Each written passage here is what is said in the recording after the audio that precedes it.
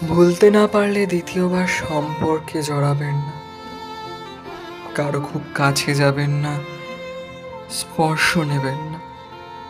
একটা মানুষের থেকে বেরোতে আদতেই আমাদের অনেকটা সময় লেগে যায়। তার স্বভাব আশনাই খুব সন্তর্পণে বুকে টেনে নেওয়াটুকু সহজে যায় না।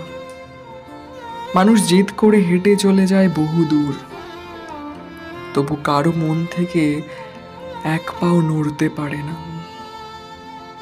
আমরা ছড়িয়ে যাই, বিক্ষিপ্ত হয়ে যাই। কখনো জালনার গ্রিলে বসা প্রজাপতিটার মতো স্থাণু হই, শব্দহীন হই। কখনো আবার একাকিত্বে কুকুরের মতো কেঁদে উঠি। আমরা ভাবি নতুন কেউ এক্ষুনি আসুক, গুছিয়ে নিক, প্রতিটা আঘাতে জমিয়ে দিক পুরো মোমের প্রলেপ।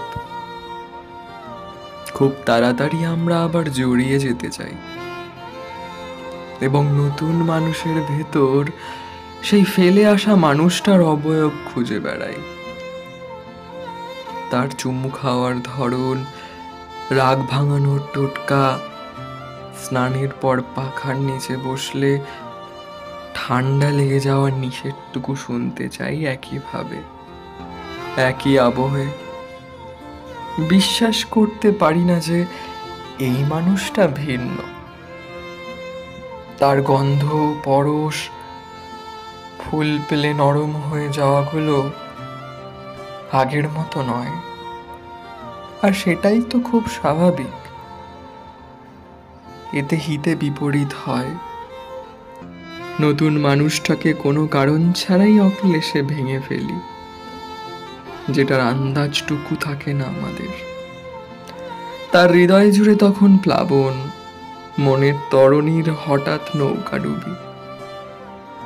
তাই সম্পূর্ণ ভুলতে না পারলে কোথাও যাবেন না। আপনি হয়তো সহজে বেরিয়ে আসতে পারবেন, কিন্তু সে আপনাকে রেখে দেবে বেশ কয়েক মাস, বছর, কিংবা কখনো সেটা গোটা একটা জীবন।